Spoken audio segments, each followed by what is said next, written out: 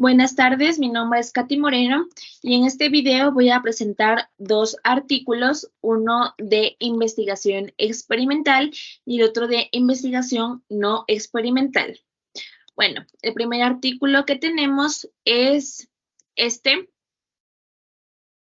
Su título es La musicoterapia para el control de ansiedad odontológica en niños con síndrome de Down. Como resumen, tenemos que el objetivo es valorar la eficacia de la musicoterapia en el control de la ansiedad durante el tratamiento odontológico preventivo en pacientes con síndrome de Down, entre los 5 y 14 años de edad. La metodología nos dice que es un estudio experimental aleatorizado con la participación voluntaria de 30 niños con síndrome de Down, entre 5 y 14 años de edad, seleccionados por conveniencia de 3 instituciones educativas de Villavicencio y Acacias Meta en el 2011, asignados aleatoriamente en dos grupos, grupo control y grupo expuesto a la música, cada uno con 15 niños. Se evaluó el grado de ansiedad odontológica de los padres mediante escala de Cora, los antecedentes de comportamiento en consulta odontológica, edad, sexo, frecuencia de visita al odontólogo y sensibilización musical previa de los niños. Durante la consulta odontológica se evaluaron la ansiedad previa, durante y después del procedimiento utilizando la escala analógica de Caras. El comportamiento durante la consulta se evaluó con la escala de Frank. Se monitorizaron los cambios en la frecuencia cardíaca y presión arterial en ambos grupos. Bueno, como resultados nos pone que al comparar el nivel de ansiedad y el comportamiento de los grupos durante la consulta odontológica, se evidenció un 80% de niños sin ansiedad en el grupo expuesto versus el 27% en el grupo control, con un RR igual a 0,28 y C95% 0,10, 0,81, un chi cuadrado de 8,28, un valor P de 0,0039, un RRR igual a 53%, NNT igual a 2. Nos dice que la frecuencia cardíaca presentó una disminución en el grupo expuesto a la musicoterapia, con un valor P menor de 0,05. Como conclusión nos dice que el uso de la musicoterapia disminuyó significativamente los niveles de ansiedad en el grupo expuesto a la música. ¿Cómo sabemos que es un estudio experimental, una investigación experimental? Bueno, tenemos aquí algunas pistas. La primera es que la metodología, bueno, nos dice que es un estudio experimental, pero también podemos ver que una de las características de los diseños experimentales es que se utilizan cuando el investigador pretende establecer el posible efecto de una causa que se manipula. Se manipulan intencionalmente una o más variables independientes. En este caso tenemos dos variables, una variable independiente y una variable dependiente. La variable independiente es lo que queremos estudiar, es decir, en este caso nuestra variable independiente sería la eficacia de la música, que mejora en nuestra variable dependiente, que sería el control de ansiedad odontológico en niños con síndrome de Down. También podemos ver que se realiza un experimento en la cual la variable independiente resulta de interés para el investigador, ya que hipotéticamente será una de las causas que producen el efecto supuesto.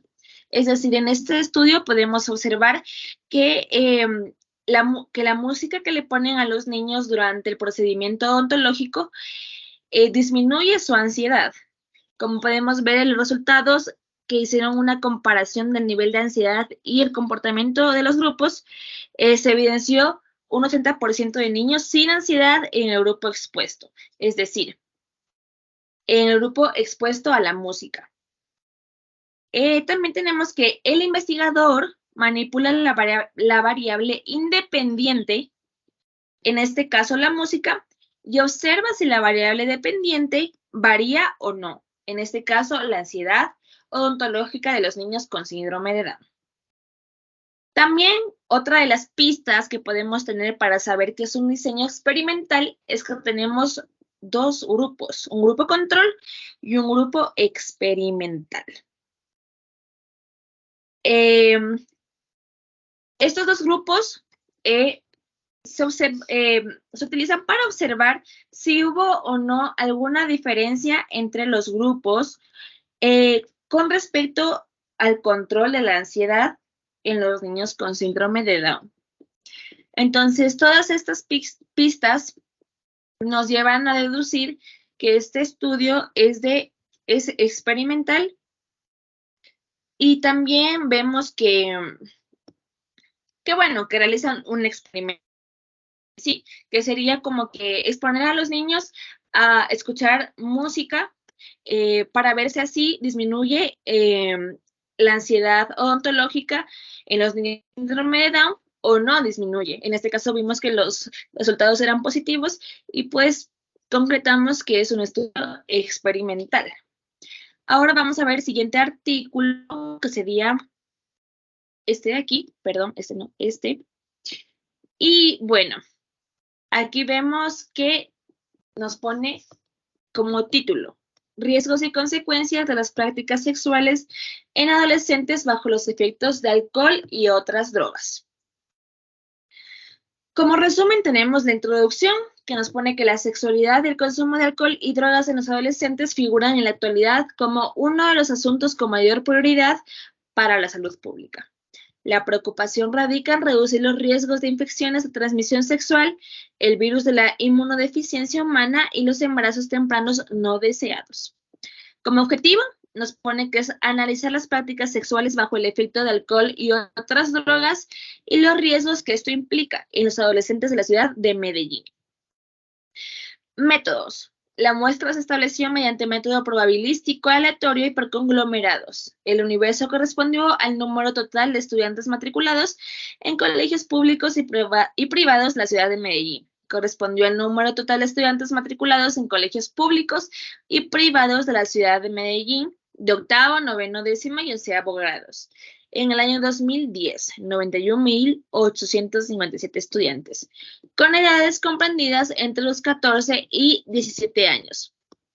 El tamaño muestral incluido fue de 955 estudiantes usando un intervalo de confianza de 95.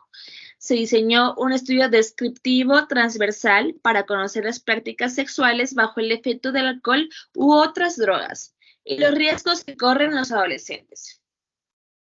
Se establecieron frecuencias, porcentajes y asociaciones estadísticas con el programa SPSS versión 19.0. Bueno, nos habla un poco de los resultados, que dice que consumir alcohol u otras drogas y tener prácticas sexuales presenta una asociación estadística significativa con un valor P de igual a 0,000. El 62,4% de los adolescentes que han consumido una sustancia psicoactiva han tenido relaciones sexuales frente a un 29,4% que, habiendo consumido alcohol y otras drogas, no lo han hecho. El alcohol es la droga más usada, con un 79,8%. Le siguen la marihuana, con un 31,63%, poppers, 8,97%, cocaína, 7,75%, y el éxtasis, con un 5,71%. Las prácticas sexuales más frecuentes bajo el efecto de sustancias psicoactivas son las exploratorias, manoseo y caricias, para un 71,02%, seguida de la penetrativa vaginal, con un 63,67%, sexo oral con un 45,30% y la masturbación con un 19,59%.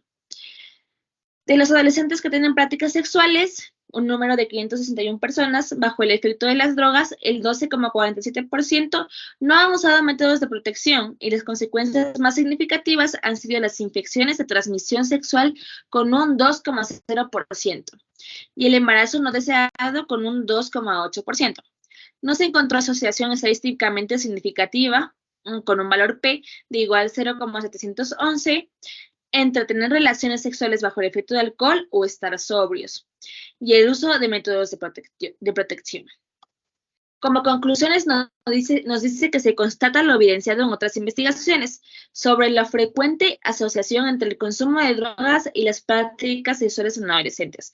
Lo que aporta de nuevo este estudio es dar cuenta del tipo de prácticas bajo el efecto de sustancias psicoactivas, muchas de ellas no exentas de riesgo, y reforza la necesidad de incluir unos programas de prevención para sexo seguro, acciones para minimizar los daños de tener prácticas sexuales bajo el efecto de sustancias psicoactivas.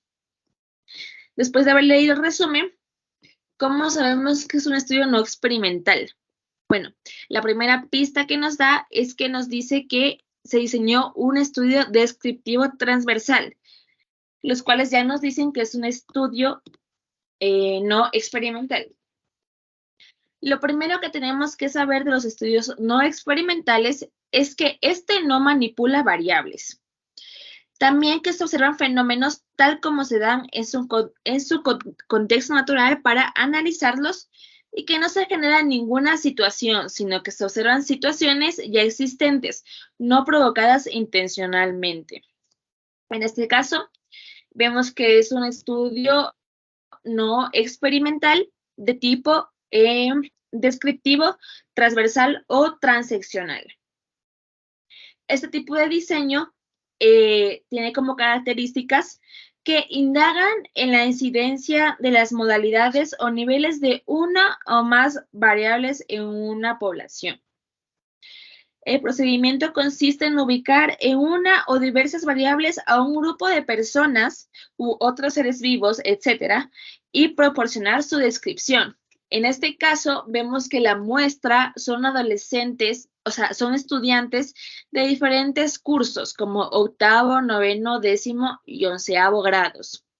Y también que están comprendidas entre las edades de 14 y 17 años.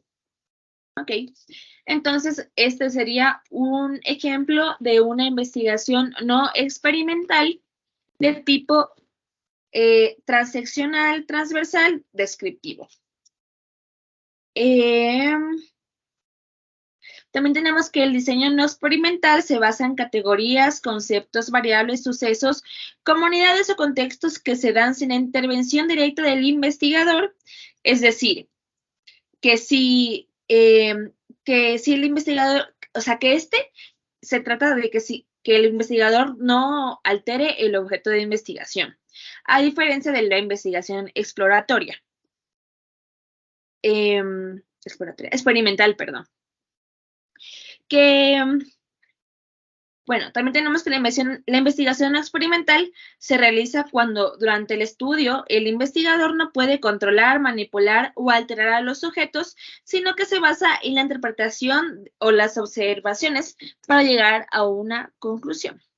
Entonces, estos serían los dos tipos los dos artículos con diferentes tipos de investigación, la no experimental y la experimental. Muchas gracias. Gracias.